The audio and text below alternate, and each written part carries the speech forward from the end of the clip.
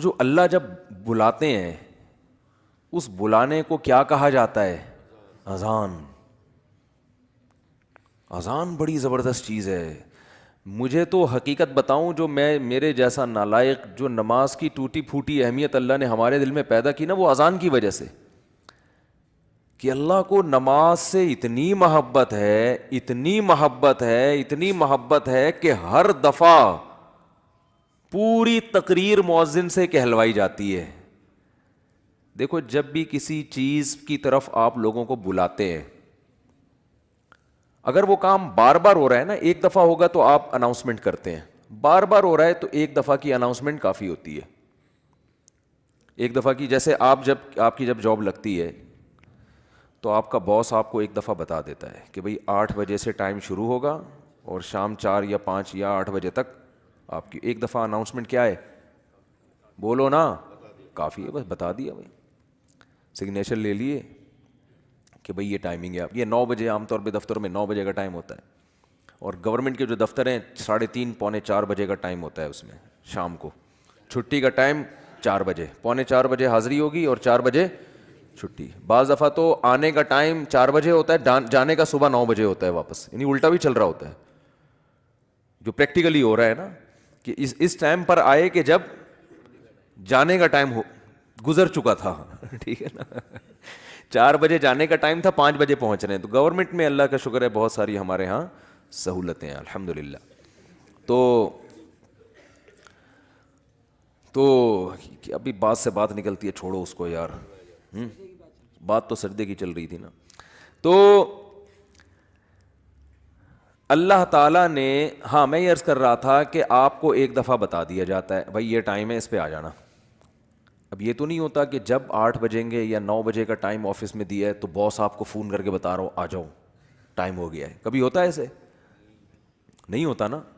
کیوں نہیں ہوتا؟ ان کو پتہ ہے خود آئے گا. اس لیے کہ کیا ملتا ہے سال کے آخر میں؟ روکھڑا ملتا ہے. روکھڑا ملے گا تو سارے کام ہوں گے، عزت بھی ملے گی، ترقی ہوگی آپ کی.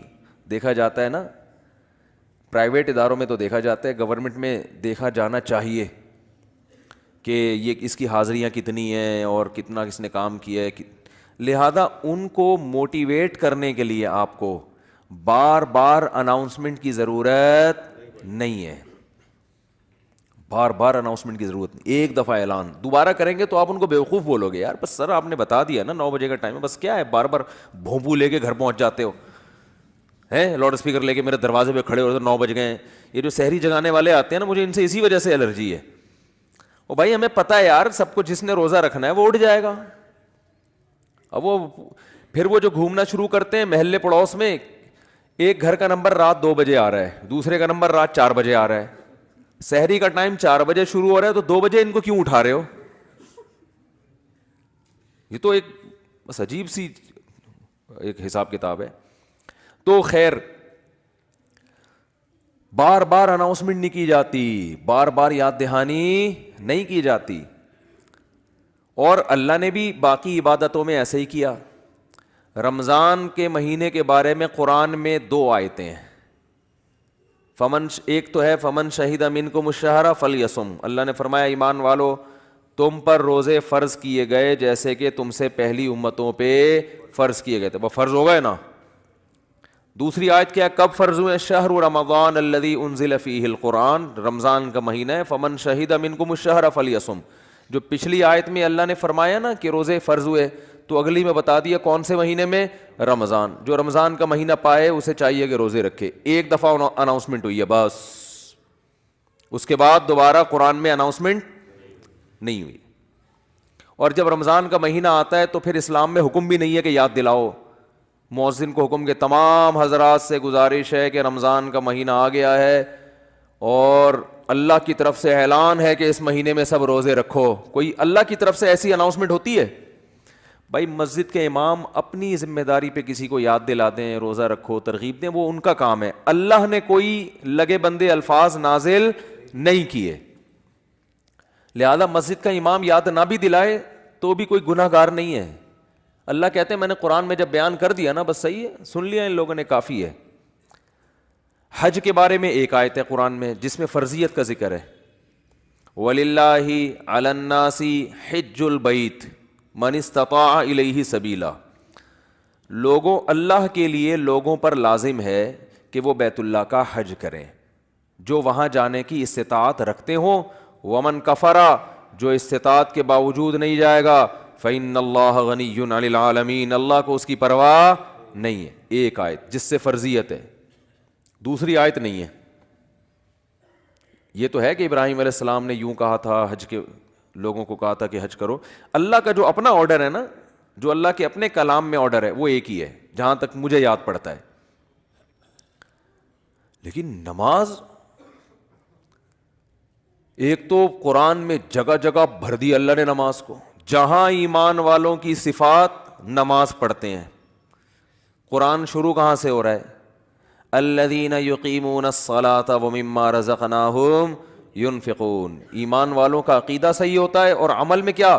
نماز قائم کرتے ہیں۔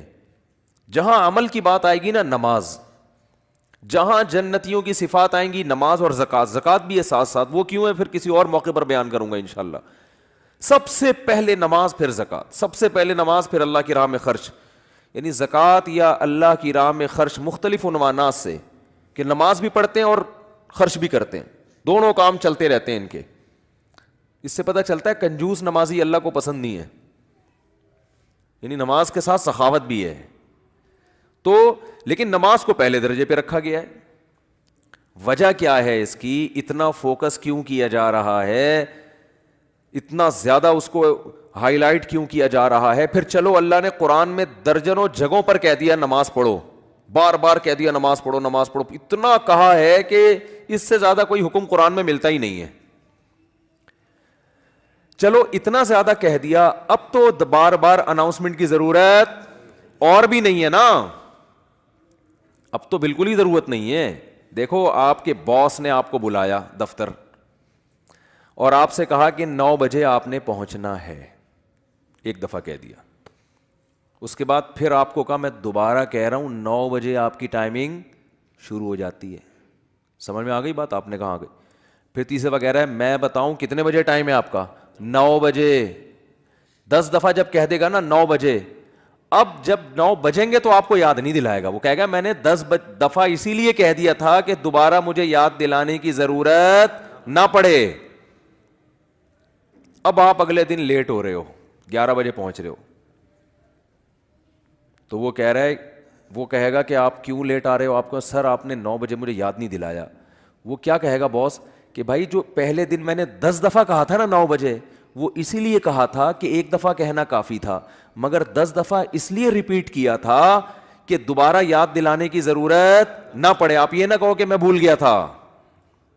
بہت مشکل ہے سمجھانا، بہت مشکل ہے۔ تو جب اللہ نے نماز کو سینکڑوں دفعہ ریپیٹ کیا قرآن میں، تو اب تو ہر وقت یاد دلانے کی بالکل بھی ضرورت نہیں تھی۔ کمال ہے بھائی، اللہ نے کیا فرمایا کہ اتنا یاد دلاؤ کہ پیدائش سے لے کے موت تک اذان ہی سنتا رہے یہ بیٹھ کے۔ پیدا ہوا تو کان میں اذان دلوائی اس کے، پیدا ہوا تو کان میں اذان، نماز کی طرف دعوت، حالانکہ سمجھتا نہیں ہے بچہ، ایک حرف بھی سمجھ میں نہیں آتا اس کے اذان، بچہ تو نہ سمجھ ہوتا، اس کو کیا پتا چلتا ہے میرے کان میں کیا ہو رہا ہے؟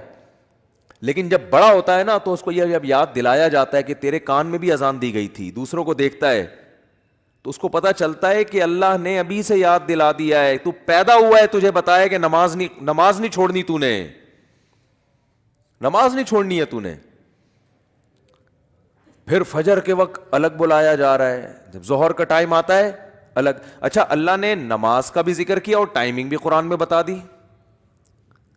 اقیم الصلاۃ لدلوک الشمس الی غسق اللیل، نماز کو قائم کرو سورج کے ڈھلکنے کے اوقات میں اور رات کے اندھیروں میں بھی۔ اس میں پانچوں نمازیں آ گئیں۔ سورج میں جب کوئی بڑی تبدیلی ہوتی ہے نا تو اس کو ڈھلکنا کہتے ہیں، سورج میں جب بڑی تبدیلی ہوتی ہے۔ فجر کے وقت سورج کیا اندھیروں سے نکل کے روشنیوں کی طرف، جب لائٹ مارتا ہے نا سورج مشرق سے، دیکھو کوئی گاڑی، آپ کسی گاڑی کا انتظار کر رہے ہو، یار وہ دولہے کی مثال دیتے ہیں، اس کو بات سمجھ میں آئے گی۔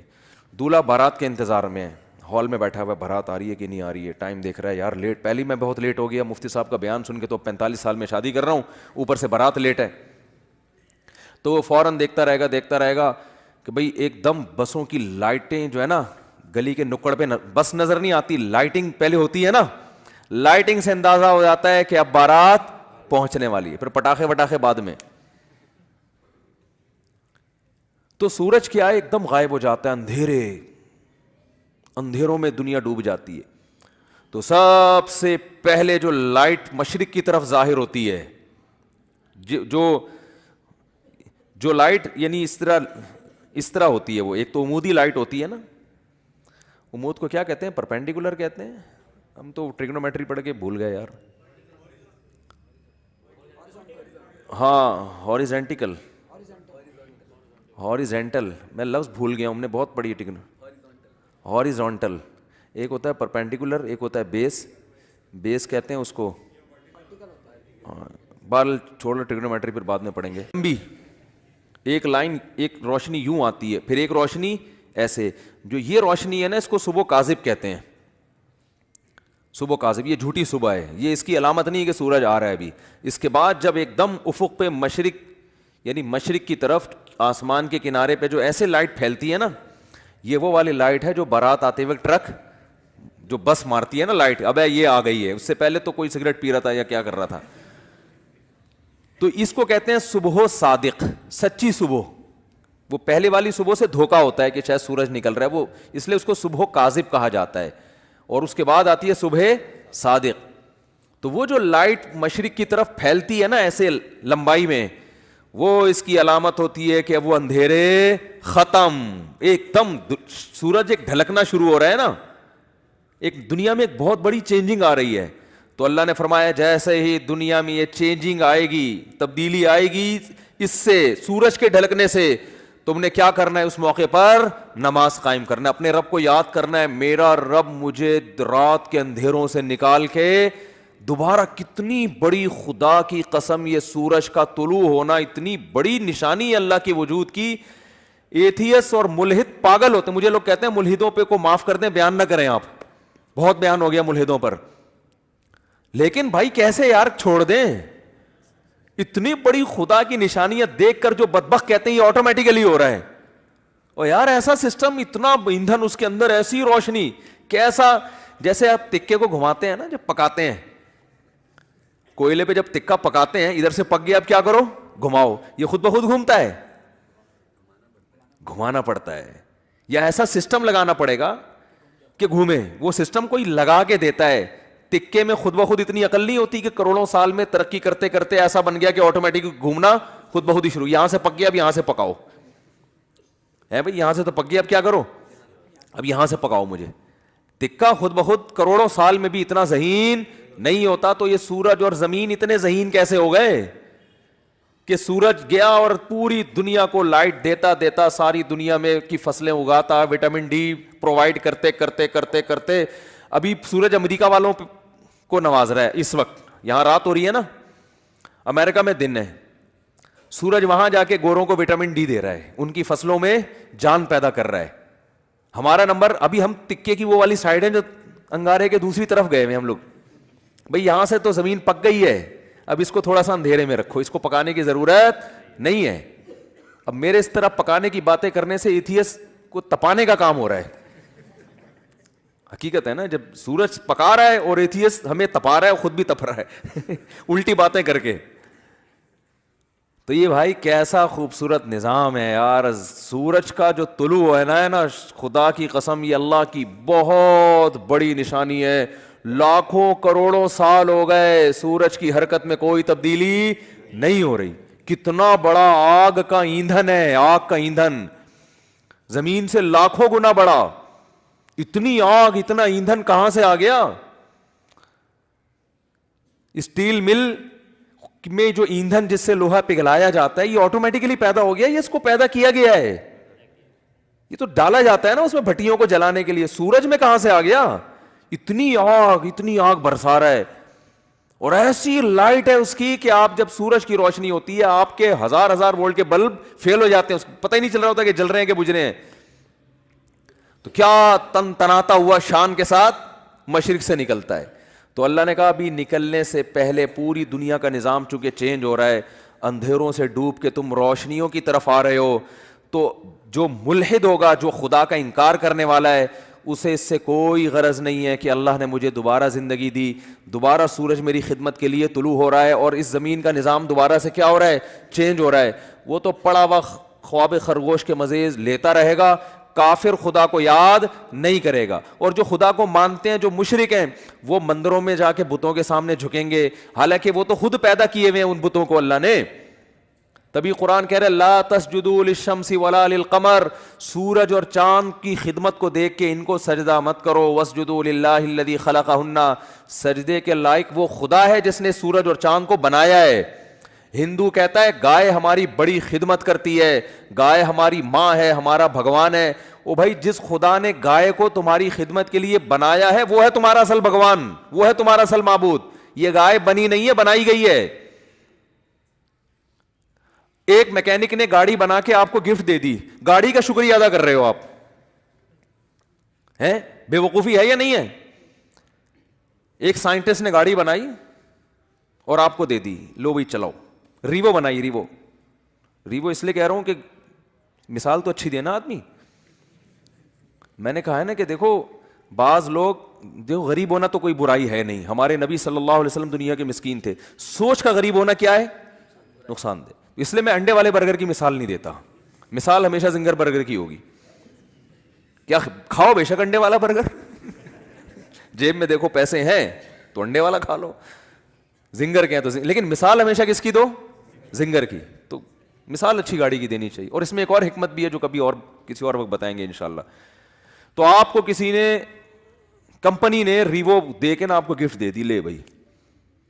اب آپ کیا کر رہے ہو کہ ریوو کا شکریہ ادا کر رہے ہو, تمہارا بہت شکریہ, تم میری زندگی میں آئی, تم مجھے بٹھا کے گھماتی ہو اور تمہاری وجہ سے میری عزت ہو رہی ہے. تو بات یہ چل رہی تھی کہ آپ کو کسی نے ریوو گفٹ دی, یا آپ کو کسی نے گاڑی گفٹ دی, یا آپ کو کسی نے کوئی بھی ہدیہ دیا, انڈے والا برگر کھلا دیا, آپ برگر کی تعریفیں کر رہے ہو, برگر کے شکریہ ادا کر رہے ہو. تو ہندو یہی کر رہے ہو بھائی, گائے تم پر احسان نہیں کر رہی, احسان اس ذات نے کیا جس نے اس گائے کو بنایا. تو خدا کہہ رہا ہے کہ نہ ملحدوں کی طرح خدا کا انکار کرو کہ یہ خود بخود ہو رہا ہے, اور نہ مشرکین کی طرح اصل خدا کو چھوڑ کر بنی ہوئی چیزوں کو پوجنا شروع کر دو. اسلام کتنا بیلنس کرتا ہے, کیسی اعتدال والی بات کرتا ہے. لا تسجدوا للشمس ولا للقمر, سورج اور چاند کو سجدہ مت کرو ان کی خدمت کو دیکھ کے. واسجدوا للہ الذی خلقہن, اس ذات کو سجدہ کرو جس نے ان کو بنایا. یہاں بھی سجدے کا ذکر ہے, نماز میں ہوتا ہے سجدہ. تو اللہ نے کیا فرمایا, اقیم الصلاۃ لدلوک الشمس, سورج کے ڈھلکنے. یہ سورج سے نا زمین کا بڑا سسٹم ہے, سورج کو بڑا قرآن نے پروٹوکول دیا ہے. قرآن نے اپنی نشانیوں میں, اگر میں یہ کہوں کہ جتنا سورج کو پروٹوکول دیا ہے شاید کسی اور نعمت کو نہیں دیا, تو شاید میری یہ دعویٰ غلط نہیں ہوگا. تبھی تو سورج سے نمازوں کے اوقات رکھے گئے ہیں. روزہ بھی سورج دیکھ کے ہوتا ہے, سورج غروب ہوگا تو روزہ افطار ہوگا, سورج طلوع ہونے سے پہلے روزہ بند ہوگا, نمازیں سورج کے اوقات پر. تو یہ کیا ہے, اس لیے کہ دلوک کہتے ہیں ڈھلکنا. تو اللہ نے ڈھلکنے کے اوقات اس لیے رکھے کہ اس وقت دنیا میں بڑی بڑی تبدیلیاں آ رہی ہوتی ہیں, بڑی بڑی تبدیلیاں. رات کے اندھیرے دور ہونا شروع ہو جاتے ہیں, بہت بڑی چینجنگ دنیا میں آتی ہے جس کا پوری دنیا پہ بھی اثر پڑتا ہے, آپ کی باڈی پہ بھی اثر پڑتا ہے, پوری دنیا کے نظام پہ اثر. وہ کیا ہے, سورج کی جو کرنیں ہیں, مشرق سے بھی سورج کے طلوع ہونے کا ٹائم ہوا ہے, آپ کو روشنی دیکھ کے اندازہ ہو جاتا ہے کہ اب صبح ہونے والی ہے اور اس زمین کے نظام میں تبدیلی آنے والی ہے.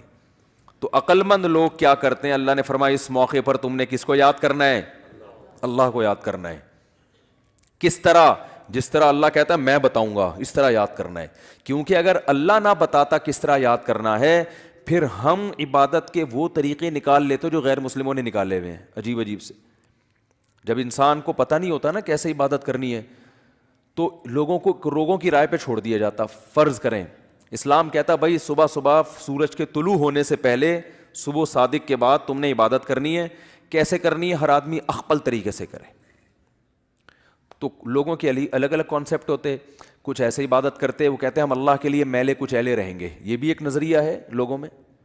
برما میں گیا, بدھسٹ نظر آئے, 6 مہینے سے کہا جاتا ہے کہ نہائے نہیں ہیں. یہ ان کا خیال ہے کہ اس طرح بھگوان کیا ہوتا ہے, خوش ہوتا ہے, نہائے نہیں. کچھ ایسا کرتے کہ ننگ دھڑنگ رہنے کو عبادت سمجھتے. یہ بھی آپ کو بعض مذاہب میں ملے گا, وہ کہتے ہیں ہم تو برہنہ پیدا ہوئے تھے بھائی, یہ لباس تو نیچر کے خلاف ہے. وہ بھی کچھ دن پہلے میں نے فیس بک پہ ایک انٹرویو دیکھا, شکر ہے وہ آگے میز لگائی ہوئی تھی انہوں نے. انٹرویو کے دوران انہوں نے یہ عقلمندی کی, وہ ایک برہنہ بیٹھا ہوا ہے بالکل ہی لباس لیس. تو اس سے پوچھنے کہ اس تکلف کی ضرورت کیا تھی آپ کو, تو وہ کہہ رہے ہم تو انسان کیا ہے, پیدا کیسے ہوا ہے, برہنہ. تو نیچر یہی ہے کہ لباس وباس نہیں ہونا چاہیے. نیچے لوگوں نے طبیعت سے گالیاں دی ہوئی نا کہ اس کی کوئی ماں بہن نہیں ہے گھر میں. تو یہ بھی ایک عبادت کا ان کے خیال میں طریقہ ہے. بعض لوگوں میں عبادت کا طریقہ یہ ہے کہ ہم گوشت نہیں کھائیں گے, اس سے اللہ خوش ہوگا. تو انسان کو اگر آزاد چھوڑ دیتا نا اسلام کہ تم اللہ کو جس طرح بھی راضی کرنا چاہو کرو, تو انسان غلط رخ پہ چلا جاتا, وہ انسانیت کے دائرے سے نکل جاتا. اللہ نے بتا دیا اقیم الصلاۃ لدلوک الشمس. میں پہلے جو نماز کے اوقات ہیں ان کو تھوڑا ڈیفائن کر دوں, پھر میں بتاؤں گا اسلام نے یہ طریقہ کیوں بتایا ہے. پہلا دلوک شمس ہوتا ہے, دنیا میں بڑی تبدیلی آتی ہے صبح صادق, اندھیروں سے روشنی پھوٹنا شروع, پتہ چلتا ہے اب دن کیا ہو گیا, چینج. اس کے بعد سورج پھر ٹکا کباب بناتے بناتے نا ایسے ہوتے ہوتے بالکل بلندی پہ جا کے پہنچتا ہے, جس کو زوال کا وقت کہتے ہیں. اور ایک ٹائم آتا ہے بلندی سے دوبارہ نیچے ڈھلکنا شروع کر دیتا ہے. جیسے ہی نیچے ڈھلکنا شروع ہوگا, اللہ نے فرمایا دلوک شمس ہو رہا ہے, بڑی تبدیلی آ رہی ہے دنیا میں. اب سورج ٹاٹا کرتے ہوئے واپس جا رہا ہے.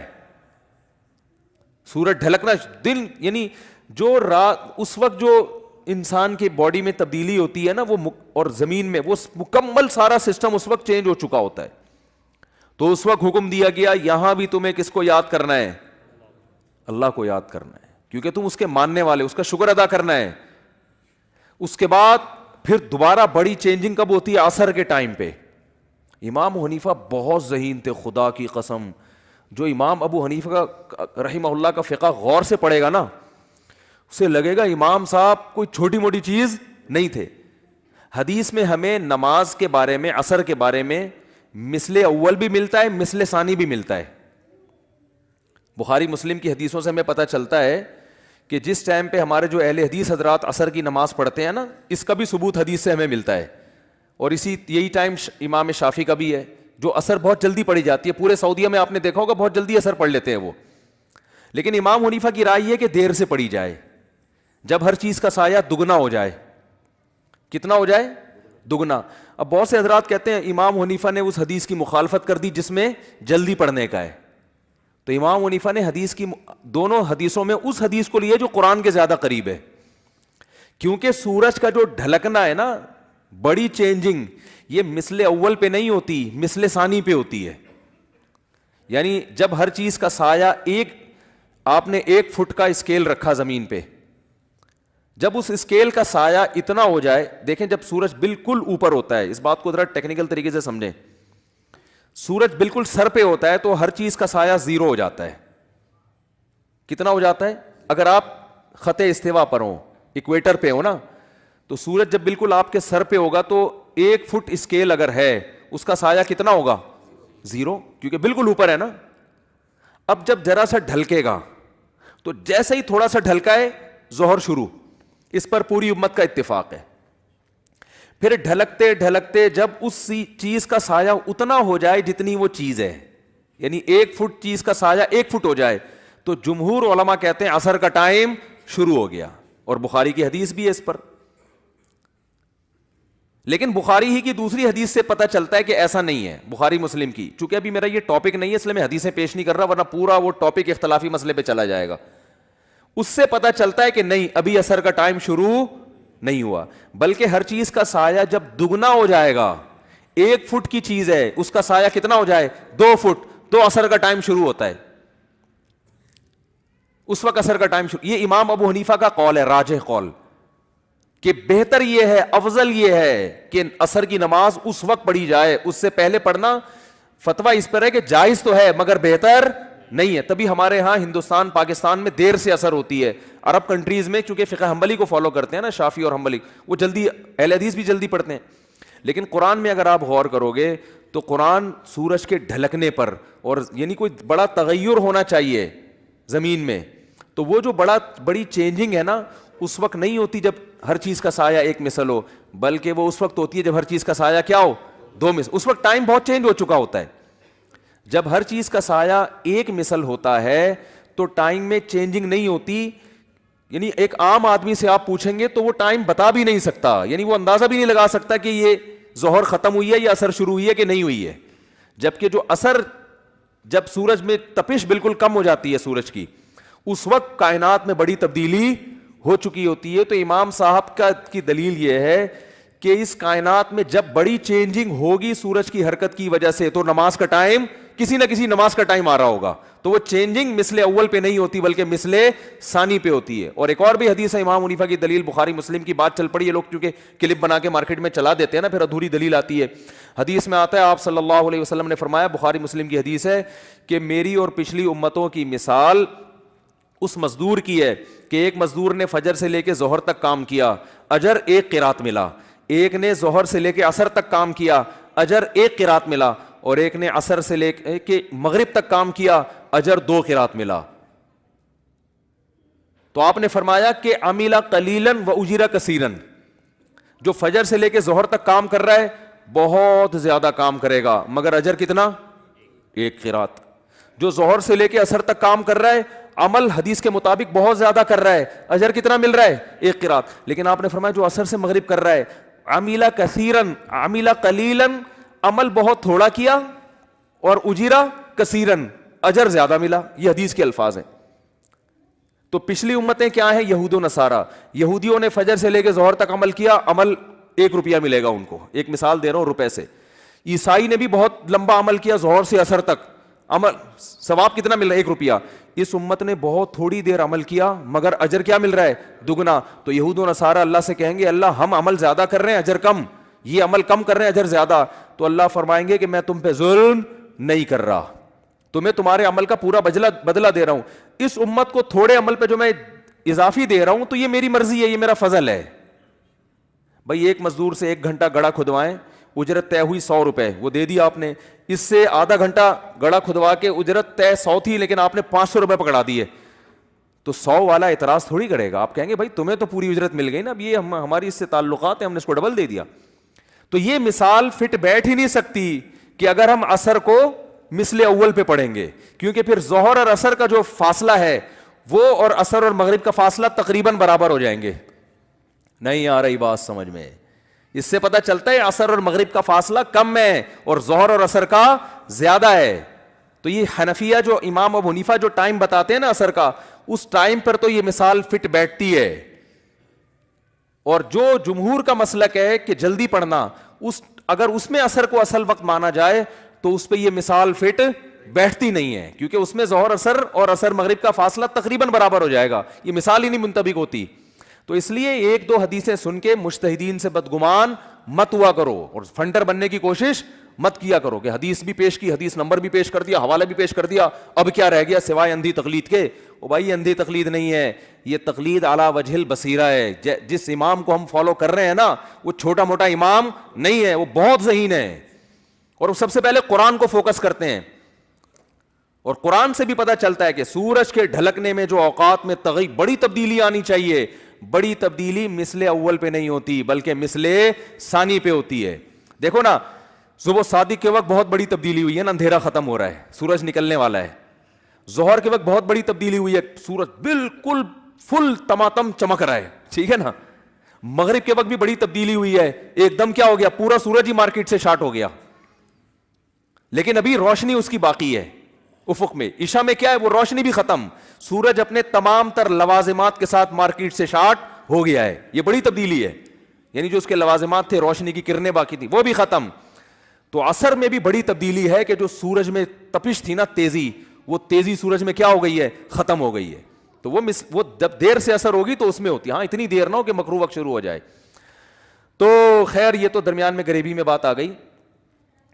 تو میں یہ عرض کر رہا تھا کہ اللہ نے جب سورج ڈھلکنا شروع ہوتا ہے اللہ نے کیا کہا؟ آؤ نماز کو قائم کرو. پھر جب عصر کا وقت آتا ہے یہ بھی دلوک شمس ہو رہا ہے, آؤ کیا کرو؟ نماز کو قائم کرو.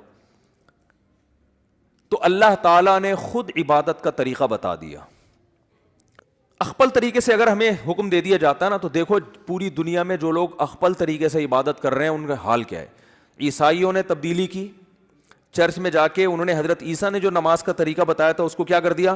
اجتہاد کر کے نا, جیسے ہمارے پروفیسر غامدی صاحب نے رمضان کے روزے میں یوں کر لیا, امتحان کی وجہ سے چھوڑ سکتے ہو, ایسا اجتہاد جس کے پیچھے کوئی نص نہیں ہے, کوئی قرآن یا آیت یا حدیث, کوئی اصول اصل نہیں ہے کوئی. تو اللہ نے کیا فرمایا کہ ہاں میں یہ عرض کر رہا تھا کہ اللہ نے ہمیں ہم پر نہیں چھوڑا کہ جیسے چاہو پڑھو, ہم پہ چھوڑ دیا جاتا. اتنی آرا رائے سامنے آتی, کوئی کہتا ہے گندا رہنا عبادت ہے, کوئی کہتا ہے کہ ڈیٹول سے جب تک نہیں نہاؤ گے تو عبادت قبول نہیں ہوگی, کوئی کہتا ہے تیزاب سے نہا کے آؤ, کوئی کہتا ہے سر منڈالو ایسے ٹائم پہ, جب بھی نماز کا ٹائم آئے کیا کرو؟ سر منڈالو. یہ بھی ایک عبادت سمجھی جاتی ہے دنیا میں. بعض کہتے ہیں جب یہ عبادت کا ٹائم آئے گا کپڑے اتار کے دھوتی بنیان میں بیٹھ جاؤ, خاص بدھسٹ کا ہوتا ہے نا, اپنے لباس دیکھا ہوگا. کوئی کہتا ہے یوں کر لو, کوئی کہتا ہے یوں کر لو, جیسے دنیا کے مختلف جگہوں پہ. عیسائیوں میں اب کیا ہے, چرچ میں کیا ہوتا ہے, کچھ نغمے پڑھتے ہیں, وہ ختم عبادت. تو اللہ تعالیٰ نے اتنا بڑا احسان کیا کہ اقیم الصلاۃ کے سورج جب تبدیل ہوگا نا تو اللہ کی عبادت کرنی ہے. کیسے کرنی ہے وہ اللہ نے ہمیں بتا دی. کیا خاندانی طریقہ بتایا ہے, اس سے زیادہ خاندانی طریقہ دنیا میں کسی مذہب کے پاس نہیں. شروع کہاں سے ہوتی ہے؟ ایک تو ٹائم کون سا رکھا؟ سورج کے طلوع ہونے سے پہلے. بدماش آدمی اٹھ ہی نہیں سکتا اس ٹائم پہ ہے. فجر سے پہلے اٹھنا کس کا کام ہے؟ شریفوں کا کام ہے نا. لوگ کہتے ہیں نا ارلی ان دا مارننگ اٹھ جاتا ہے, اس کا مطلب بندہ شریف ہے. بندہ کیا ہے؟ اور یہ 12 بجے سو کے اٹھتا ہے, ایک دم امیج کیا دنیا کے سامنے جاتا ہے, یہ آدمی ٹھیک بولو نا نہیں ہے. تو سب سے پہلا جو ٹائم رکھا ہے نا نماز کا وہ بڑا خاندانی, وہ ٹائم دنیا میں کسی کے پاس ہے ہی نہیں. وہ ٹائم کسی کو گفٹ ہی نہیں, عبادت کے لیے ہبہ ہی نہیں ہوا. وہ ہے طلوع آفتاب سے پہلے, سورج نکلنے سے پہلے. میڈیکلی کتنا اچھا ٹائم ہے, آکسیجن کا لیول سب سے زیادہ ہوتا ہے اس وقت, دماغ فریش ہو جاتا ہے. پھر اٹھنے کے بعد اللہ نے حکم دیا کہ سب سے پہلے دانتوں کو صاف کرو مسجد جانے سے. دیکھو انگریز بھی صبح اٹھ کے دانت صاف کرتا ہے, وہ اس لیے صاف کرتا ہے کہ جراثیم مر جائیں. جب میں مسکراؤں تو مسکراتے ہوئے اچھا محسوس ہوں. بتیسی اگر کہیں نظر آئے تو دیکھنے میں لوگ کہیں ویل ڈن, بہت اچھے, کہاں سے بنوائے کہاں سے لگوائے. کہ ڈاکٹر جو دانت دیکھتے ہیں نا اتنے میلے اتنے گندے کہ اگر کسی کے صاف دانت نظر آئے تو ڈاکٹر کو یہ وہم ہوتا ہے کہ اس نے آرڈر پہ بنوا کے فٹ کروائے ہیں. گٹکے, اور ڈینٹسٹ کے پاس تو زیادہ تر گٹکے کے کیسز آتے ہیں نا. تو انگریز صبح صبح اٹھ کے دانت صاف کرتا ہے جراثیم ختم کرنے کے لیے. مسلمان صبح صبح اٹھ کے دانت صاف کرتا ہے کیونکہ اللہ کے دربار میں حاضری دینی ہے. ہمارے ہاں دانت صاف کرنا سنت ہے, اس میں نیت کیا کرنی ہے بھائی اللہ کے پاس. وہ تو خود بخود جراثیم وراسیم تو ویسے ہی مر جائیں گے نا. جراثیم کو کیا پتا اللہ کے لیے کر رہا ہے ہمیں مارنے کے لیے کر رہا ہے, وہ تو جو بھی کیمیکل ہوگا وہ تو جرمز کو مارے گا نا. لیکن ہم نیت کیا کرتے ہیں کہ اللہ ہم تیرے دربار میں حاضری دینے کے لیے جا رہے ہیں. تو اللہ نے کہا کہ میلے کچیلے دانتوں کے ساتھ مت آنا, خدا کا دربار ہے بھائی, دانتوں کو صاف کرو. تبھی نبی صلی اللہ علیہ وسلم سرہانے پہ مسواک رکھ کے سوتے تھے. صبح اٹھتے ہی نبی نے جو سب سے پہلا کام کرنا ہے اٹھنے کی دعا پڑھنے کے بعد دانتوں کی صفائی. کس کے لیے؟ نماز کے لیے. اس کے بعد ہاتھوں کو دھونا ہے. یہ اللہ کا ایک چیز, اللہ کا حکم ہے نا, فاغسلوا وجوہکم وایدیکم الی المرافق. اے ایمان والو جب نماز کا ارادہ کرو تو پہلے اپنے چہروں کو, حدیث میں قلی کرنے کا بھی حکم ہے, 3 دفعہ ناک میں پانی ڈال کے 3 دفعہ صفائی کی ہے. ناک کی صفائی ہو رہی ہے, کس کے پاس حاضر ہو رہے ہیں؟ یہ عبادت کا طریقہ کسی دنیا میں کسی کے پاس ہے؟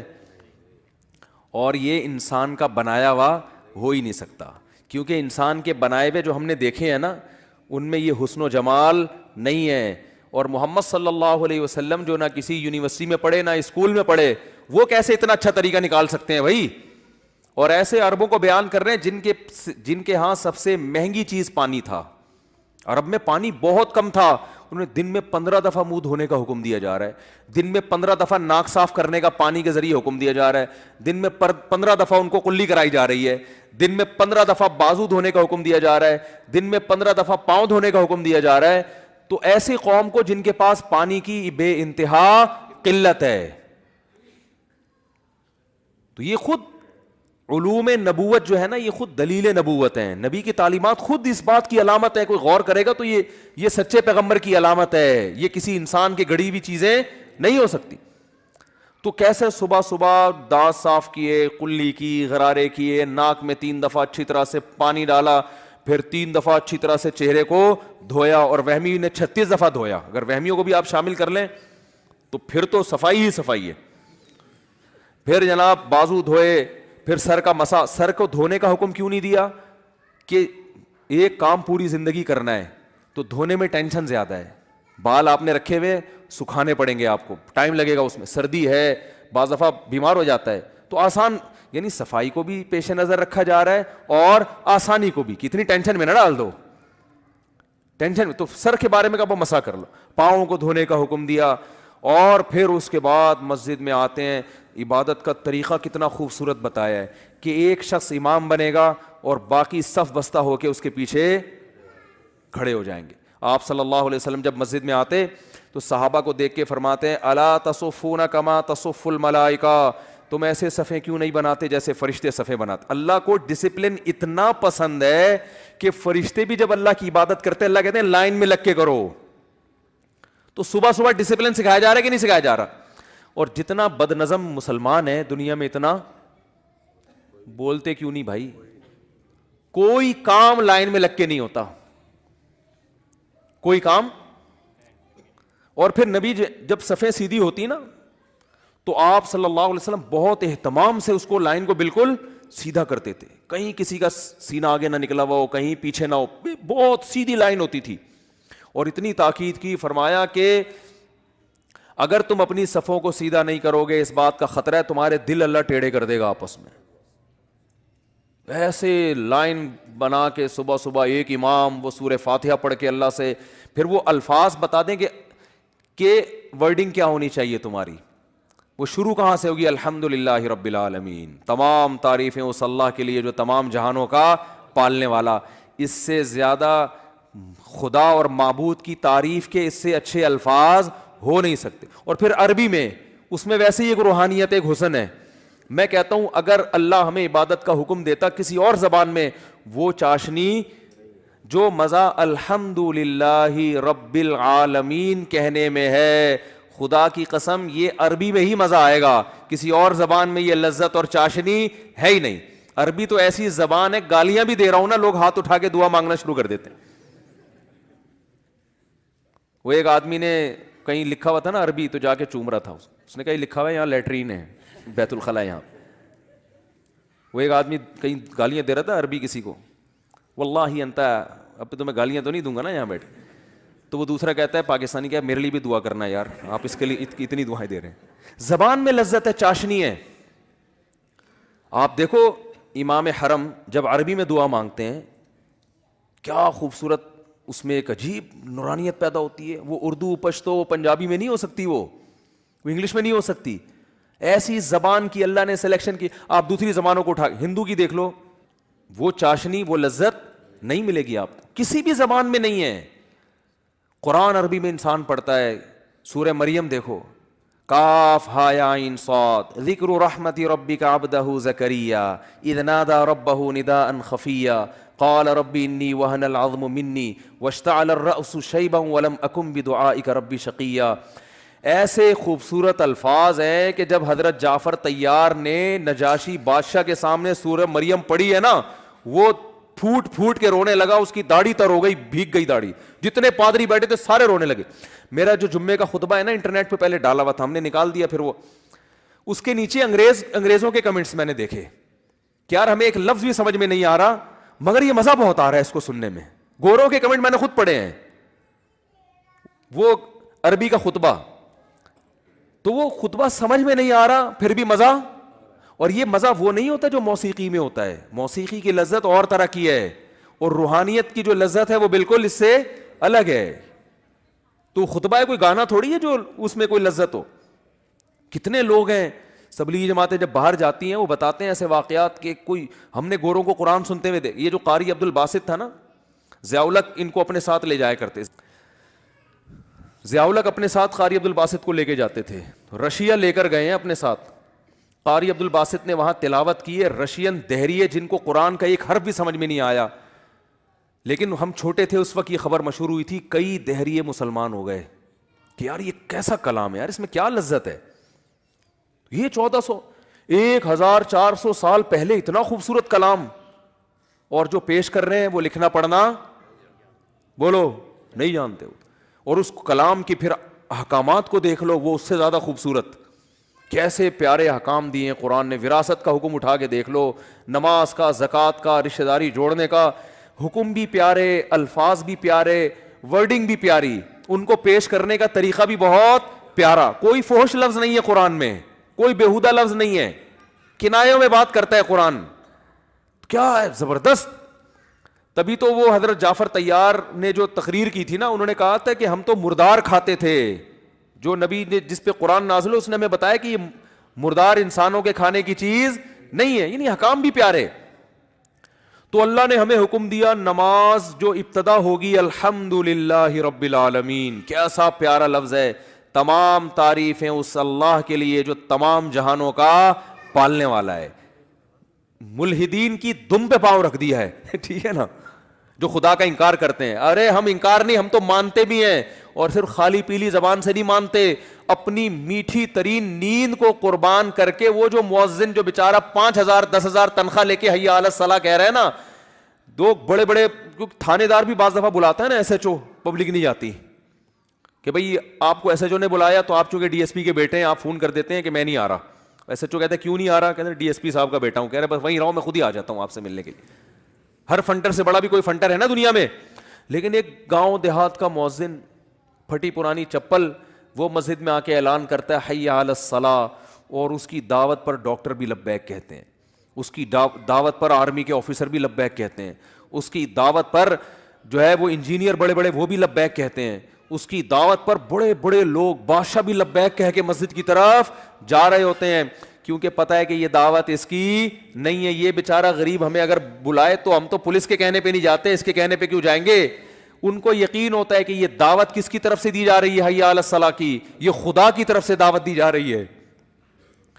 تو ملحد تو اللہ کو لغت سے ہی نکالا ہوا ہے, اور نمازی نے ایسا ڈکشنری میں ڈالا ہوا ہے کہ اپنی میٹھی ترین نیند ایک عام گنوار دیہاتی کی دعوت کی آواز سن کے اپنی نیند کو قربان کر دیتا ہے. اور پھر سردیوں میں وضو کرنا کتنی ٹینشن کا کام ہے. غسل فرض ہو جائے تو غسل کرنا پڑتا ہے, اور وہ ساری تیاری کر کے پراپر طریقے سے. دیکھو آفس جانا آسان ہے, آپ کپڑے پہنو, اوپر سے استری کرو, اندر سے کوئی تھوڑی جھانک کے دیکھے گا باس کے اندر سے بغلیں صاف ہیں بھی کہ نہیں ہے بھائی, اندر سے تھوڑی کوئی چیک کرتا ہے.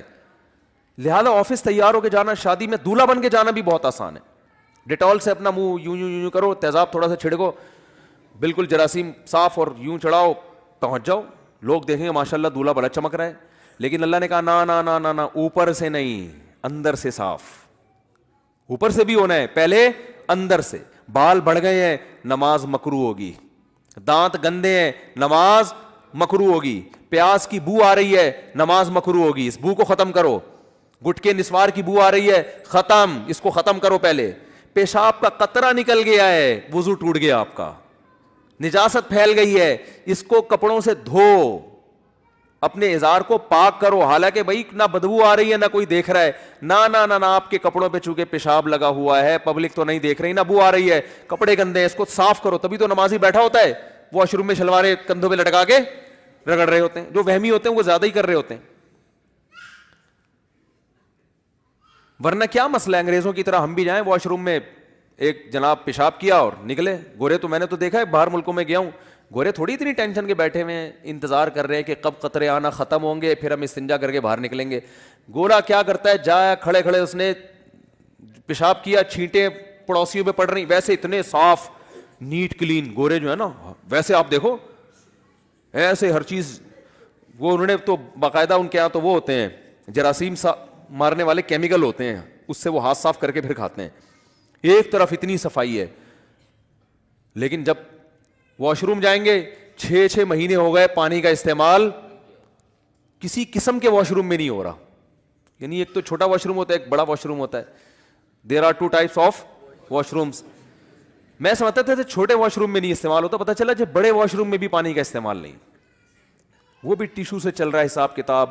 اللہ نے کہا نا نا نا نا نا, یہ دنیا نہیں دیکھ رہی, میرے سامنے آؤ گے نا تو نیٹ اینڈ کلین ہو کے آنا ہے. تبھی واش روم میں انسان ٹائم لگاتا ہے, بھائی پیشاب کے قطرے ختم ہو جائیں پھر استنجا کروں گا, ورنہ لباس کیا ہو جائے گا, ناپاک ہو جائے گا. وہی قضائے حاجت لگی ہوئی ہے, اس کو پہلے صاف. ہمارے نبی جب صبح غسل کرتے تو پہلے جہاں جہاں گندگی لگی ہے نا نجاست, اس کو صاف کرتے, اس کے بعد وضو کرتے, پھر آپ غسل کرتے. تو پہلے گندگی کو صاف کرنا ہے. استنجا کا لفظ ہی نہیں ہے گوروں کی لغت میں, یہ لفظ ہی نہیں ہے ڈکشنری میں.